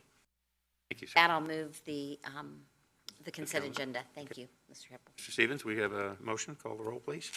Ms. Larson? Aye. Mr. McGlennon? Aye. Ms. Sadler? Aye. Mr. Hippel? Aye. Mr. Eisenhower? Aye. Motion carries. Okay. Thank you, sir. We have no public hearings this evening. We have one board consideration, authorization for an application support analyst position and related budget appropriation. Mr. Patrick Page. Thank you, Mr. Chairman, members of the board. The Information Resources Management Department is currently replacing the financial software system for financial management services. The success of the project is vital as every county department utilizes the financial software as well as the physical agents that have. Among other things, it is the primary system used for accounting, purchasing, and budgetary control. At this stage of the project, we are preparing to go live with the system, and day-to-day operational support of the system is scheduled to start in the March-April 2021 timeframe. Included in the capital budget for this project is funding for temporary help to assist with daily responsibilities, allowing core staff to focus on the success of implementing the new software. IRM is seeking approval for an application support analyst position from this source of funds to provide support to FMS and general services, as both will heavily utilize the system. The position was requested in the FY21 budget approved by Human. However, the position was not funded. COVID-19 financial. Approval and funding of this position at this time will allow a smooth transition to operational support and allow the project manager currently assigned to the project to move to the next project, computer-aided dispatch and police records management. Staff has determined the best course of action is to fund the estimated cost of the position of $48,000 for the remainder of the FY21 budget utilizing software replacement capital budget.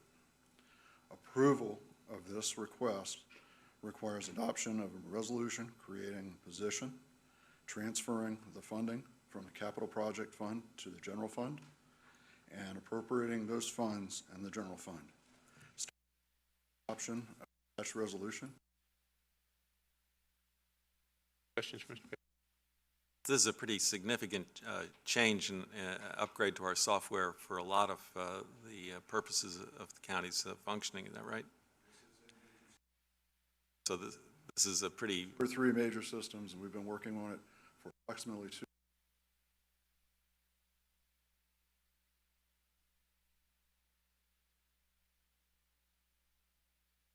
It would really be absolutely necessary for us to provide the support to make sure that that transition is smooth. And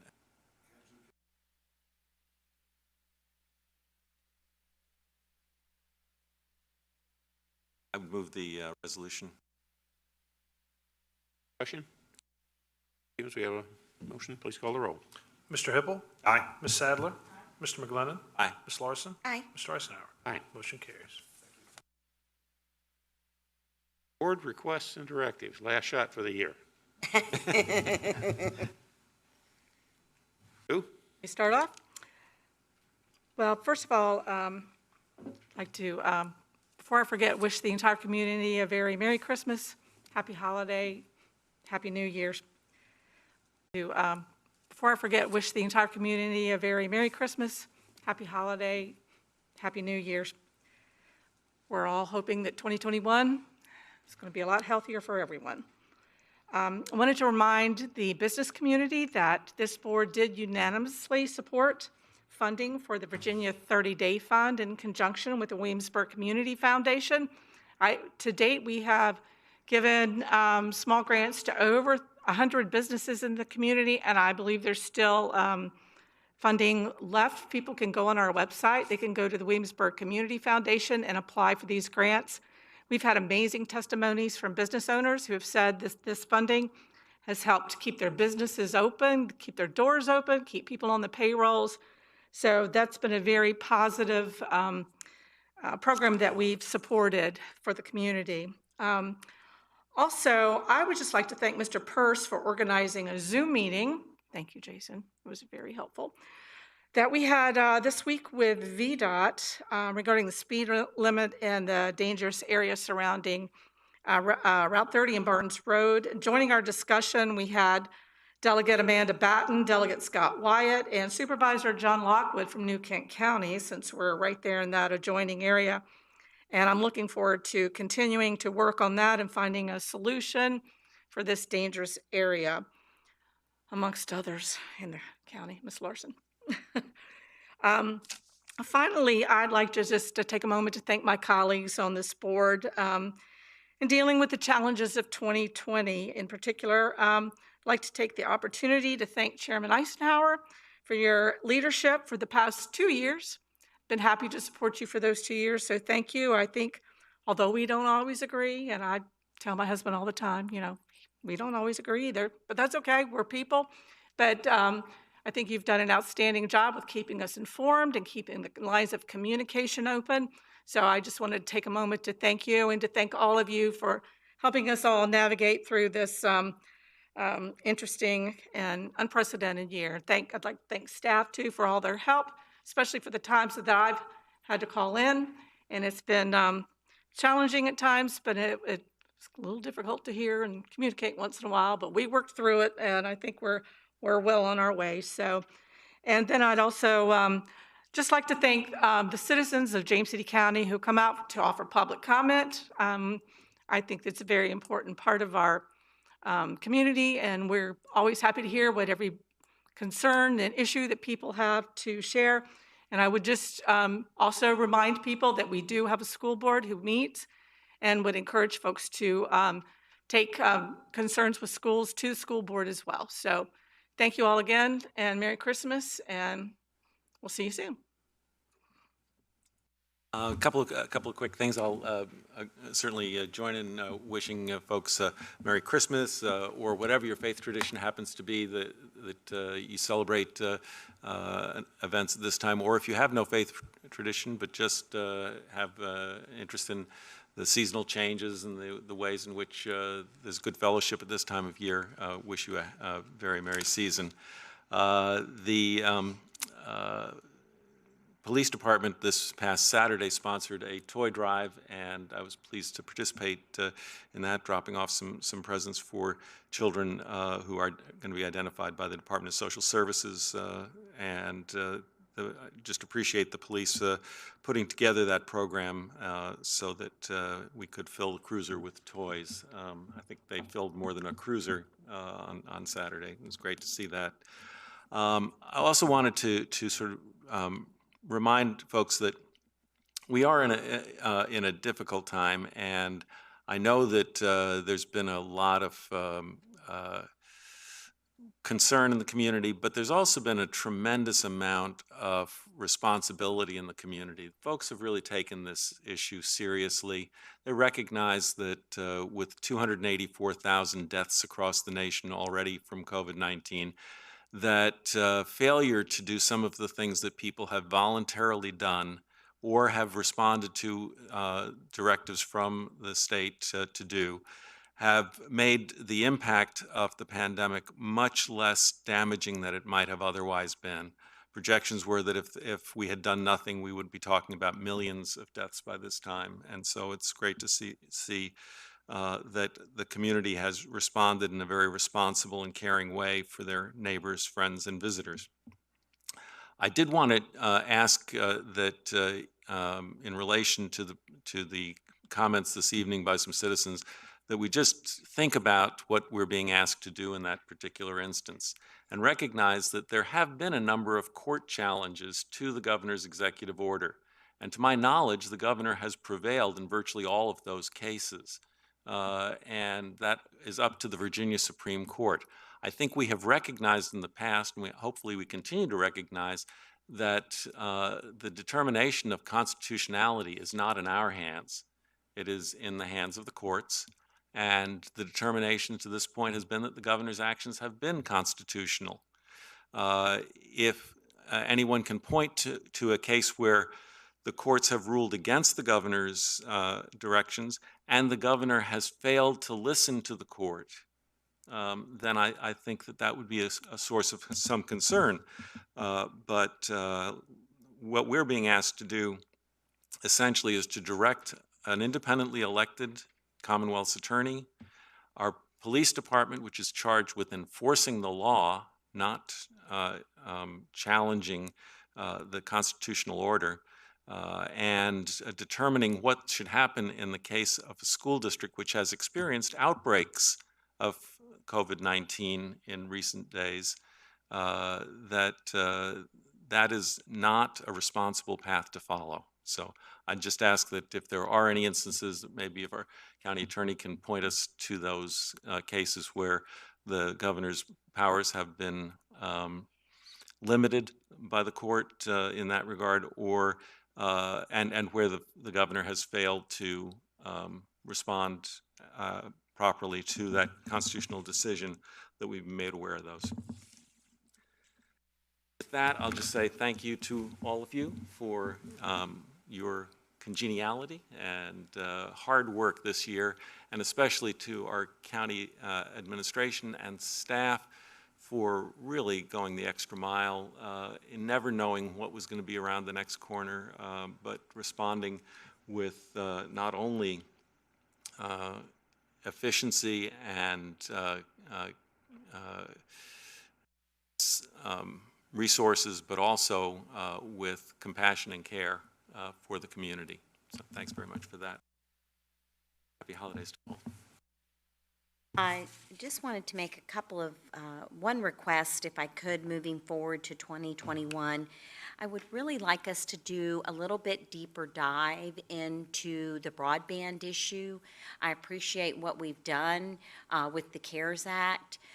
Looking back, I wish we had had more information and been able to do maybe some different things, but, you know, we had to do something in a hurry. We have students that are without broadband and still are, but I do appreciate all the efforts that have gone into that. But I just would like to do a deeper dive. It's not always just about accessibility, it's also about affordability.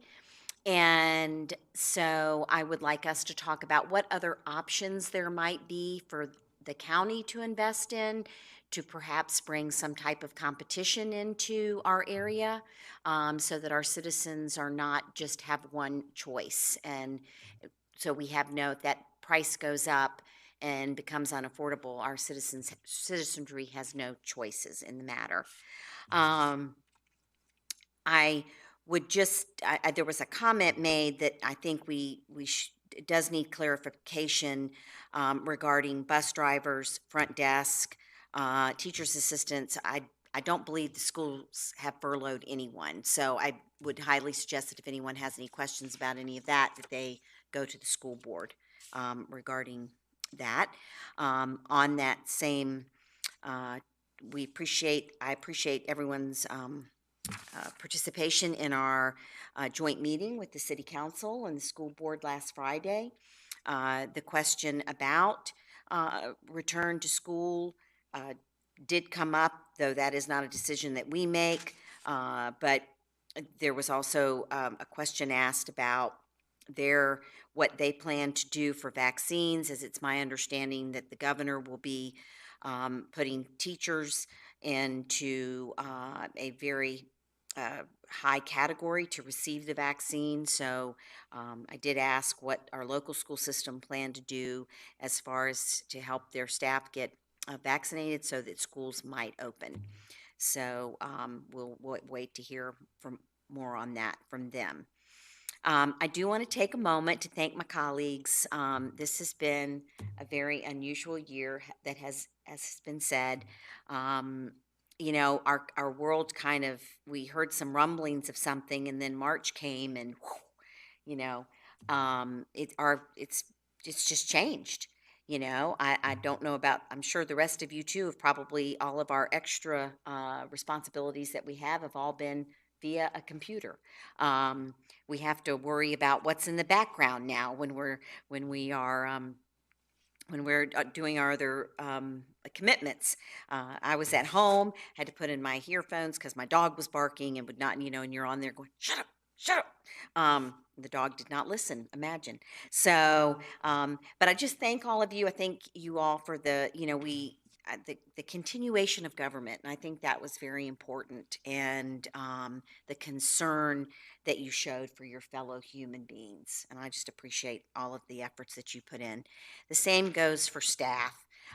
Just thank you all I felt you were, Mr. Stevens, thought that you were very proactive. You were very good with getting us the information, and you worked very hard to keep our employees safe, and I really appreciate that. And that goes for everyone. I'm going to give a shout out to Adam, who I just bugged so much this year, but I'm so appreciative, and you too, Jason. Everybody, just thanks so much for everything that you did. And thank you, Supervisor Eisenhower, for your leadership this year as well. I do want to take a moment to thank our citizens. This has been an incredibly different year, and I am so proud of James City County and the way that everyone has helped to make this virus something of the past. It's not there yet, but I go around, I see mostly mask wearing, and I really appreciate that. I also see support of local business. And when I say local business, I'm not just talking about the mom and pop shops. Those are very important, but I want us to also remember that some of our chain restaurants are locally owned as well. And so sometimes it's support mom and pop, support mom and pop, but also support those chain restaurants because we want them here with our economy as well. My deepest sympathies to anyone that may have lost a loved one due to COVID. I want to thank all of you for everything that you have done through this year. 2020, as I said, was a very unusual year. I know that some people were furloughed, lost their jobs. all of a sudden in March, your children came home unexpectedly, full-time, whether that was from K-12 school or from college. So you may have enjoyed having additional time with family. For others, it was stressful, it was isolating, and probably still is.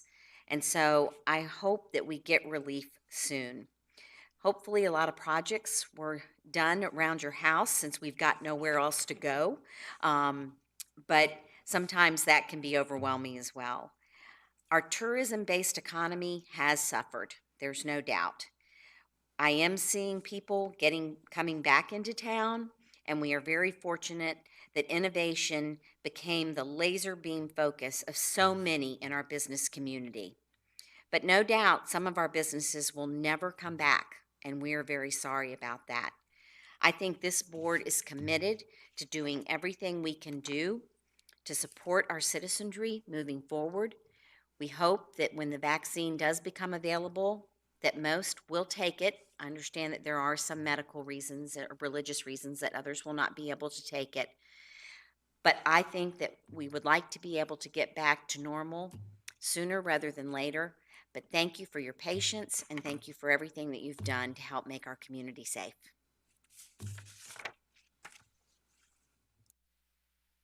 Well, after that, there's not a whole lot I can say.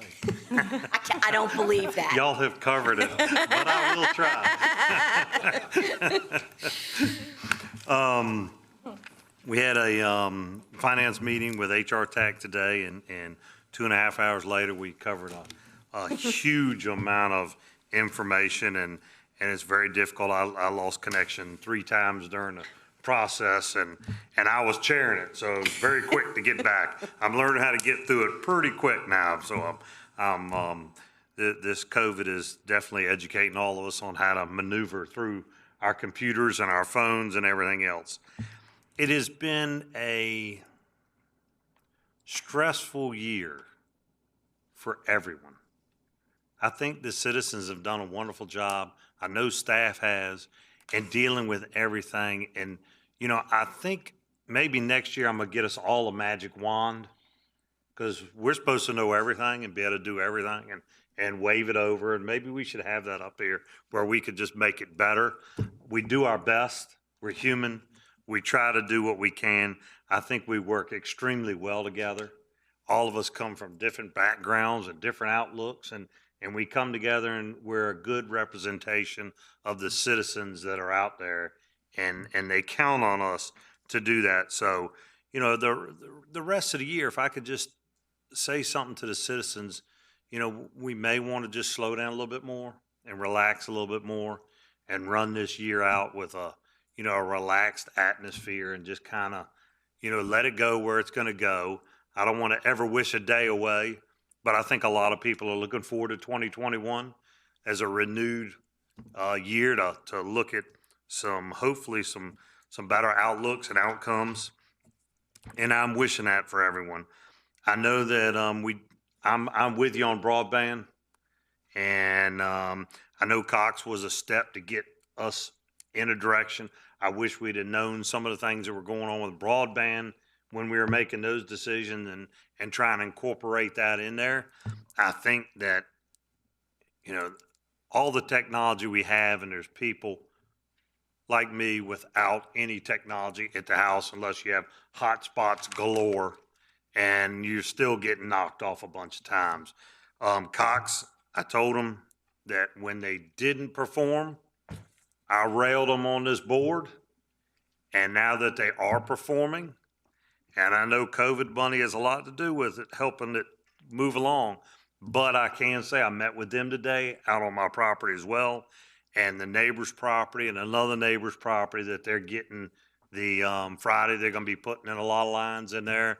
So they have been a joy to work with, and their subs have been wonderful to work with. So I'll report if any problems, and they know I will. But I've gotta hand it to them. When someone does something well, I like to also praise them for that. I know when we had our school board meeting, my biggest thing was with John, and Bright Beginnings, and we're looking at Bright Beginnings, and I know the paper, put it another way, but we're looking at the Bright Beginnings program and what we can do for our youth and our very young and the challenged ones that need the extra hand and need that extra help. And we're pushing that really hard. And we had a great meeting with the school board, and they even watched our meeting. So I learned that. We're having a meeting tonight, I'm so sure they they can't did. watch it. They've got to watch a rerun. Make sure I didn't say something. But I don't think they just watch us for the heck of it. no, but we had a very productive meeting, and I'm glad we did. There's a lot we need to work on. There's a lot to be done. It's very hard for this board to hold funds that are a pass through from the state. And I would think an ex-school board member would have knowledge of that, since that's the job that was performed from one speaker. I'm very surprised that that speaker did not know that from the years they spent on the school board. But that's just a little 2 cents on that item. I'd like to wish everybody Merry Christmas and a Happy New Year. County Administrator, staff, all the work that everyone's done in James City County. I mean, through moving people around, separating them, make sure you can come in, you got to stay home, you come in, okay, I've had to, it's been amazing how we have adapted and overcome a situation that we knew nothing about, had no control over, things changing daily. And I've got to say that you have done an excellent job leading the team, and what a wonderful job you've done, and what a wonderful job staff has done in keeping everything going and seamless. Even when we couldn't come into buildings, we couldn't talk. We did a lot of things online. It was a very frustrating time for everyone. Board, thank y'all for all y'all have done this year. Jim, with all your leadership and all, you've been very direct and calling us and keeping us informed and letting us know for the last 2 years. It's been very nice to be your vice chair as we've gone through this past couple of years. Thank you for that. And I want to wish all y'all a happy or Merry Christmas and a Happy New Year. And we're just close to next year, and it's going to be a great year. I'm telling you, it's going to be so much fun. We're going to get to do this all over again. And I know y'all can't wait. Thank y'all very much. Thank you. Okay, all I will say is that I look back with this year with a little bit of regret, obviously, because of the loss of our 22 citizens. I'm grateful that we got it stabilized and we have not been losing people at the rate we have, but it hits close to home because quite a few of them were friends, people I knew, and it's when it's your friends and neighbors in the community and you know them, it's very real. I will say my thanks are that it wasn't any worse than it was. I want to thank everybody on the board for the support they've given me this year and the previous year. I do want to say one thing, and I will caveat it because my daughter is a teacher in James City County Schools. But I want to extend my thanks to all the teachers in our school system. Let me tell you, teachers, if you really be around one, you know that they get up early, they work long and hard, they go to bed late, and it's not a 9-to-5 job. It's a full time, and these people put their heart and soul into it. And when you do it the way we've had to have them do it this year, it's doubly difficult. It is doubly difficult, and I think it's really ground on them. And I think we really need to, every one of us in the community, thank the teachers for the job they've been doing under really trying circumstances. I will say that I would. I had one other thing I was going to say. We have. I'm on the business council, and we did have our military affairs committee. I think I mentioned this before. We did get together some money to do the Home for Christmas thing. We actually wound up sending, I believe it was going to be 16. I think it's 17 or 18 young enlisted folks from our local bases getting $300 a piece to help them with their travel because they have been released by some of their commands to be able to go home for Christmas. So I'm just tickled pink we could try to help a little bit like that in what is otherwise a pretty bleak season. And the final thing I will say is Merry Christmas, Happy New Year to all. My wife will tell you that very rarely do I make it past about 8 or 9 o'clock on New Year's Eve. I go crash and get rested up for football games, but this year is going to be an exception. I am going to stay up till midnight, and it is not to see the new year in. I'm just making sure that the old one leaves. There you this go. one It's out. all your That's fault right. because you went to bed before midnight in 2019.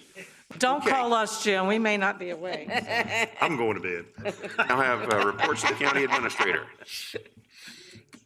No report this evening. I do want to just maybe follow up on some of the comments and thank the Board of Supervisors for your guidance this year. It has been a strange year for all of us.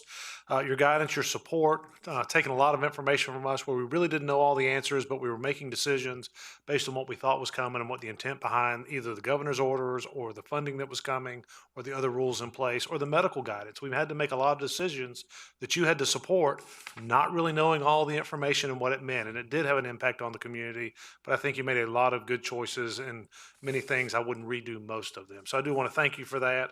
I do want to compliment our staff. Jason and Adam and I have talked an awful lot. We have harassed one another. We have been in the office almost every day, but we haven't had to deal with people day in and day out, at least not face to face. And we have our firefighters, our EMS, our police officers, our convenience center staff, our clerk of court staff, Commissioner of Revenue, satellite services, treasurer's office, and others that day after day have to been face to face delivering services to our community from the very beginning. And they've done that, I won't say without hesitation, but they've done it knowing that that was what they were here to do. And I want to thank them and others for all their sacrifices this year because they have worked hard to continue providing services to our community. So with that, I want to say Merry Christmas, Happy Holidays, and I do hope everyone finds a safe way to connect with their family and friends in the holiday season and look forward, as most of you, to 2021 being a different year for us. So thank you for that. Thank you. Hey, all right, we are now to a closed session, but first I need a motion to amend the agenda to add a closed session item to consider, for consideration of the acquisition of real property at 8961 Pocahontas Drive. So moved. We have a motion. Mr. Stevens, call the roll, please. Ms. Sadler? Aye. Mr. McGlennon? Aye. Ms. Larson? Mr. Hippel? Aye. Mr. Eisenhower? Aye. Okay, we're going to I'll take a motion to enter closed session and it's going to be consideration of a personal matter, the appointment of individuals to county boards and or commissions pursuant to section 2.23711A1 of the Code of Virginia, and discussion or consideration of the acquisition of real property for a public purpose or the disposition of publicly held real property, including but not limited to the terms of lease of the WISC, and where discussion in an open meeting would adversely affect the bargaining position or negotiating strategy of the public body pursuant to section 2.23711A3 of the Code of Virginia, and discussion or consideration of the acquisition of real property for a public purpose pertaining to 8961 Pocahontas Drive, where discussion in an open meeting would adversely affect the bargaining position or negotiating strategy of the public body pursuant to section 2.23711A3 of the Code of Virginia. So moved. We have a motion. Mr. Stevens, call the roll. Ms. Sadler? Aye. Mr. McGlennon? Ms. Larson? Aye. Mr. Hippel? Aye. Mr. Eisenhower? Motion carries. Are in closed session. Let's make sure we get the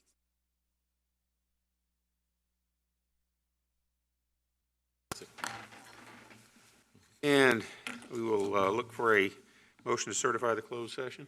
Chairman, I move to certify that we only spoke about those items we indicated we would speak about. Stevens, call the roll, please. Sadler? Aye. Mr. McGlennon? Aye. Ms. Larson? Aye. Mr. Hippel? Aye. Mr. Eisenhower? Motion carries. I would move the reappointment of Brenda Barrera to the Historic Triangle Bicycle Advisory Committee for a term that would extend to December 31st of 2003. And Larry, 2023. 2023. Lawrence Waltrip to the Wetlands Board and the Chesapeake Bay Board for a 5-year term that would commence in February 2000.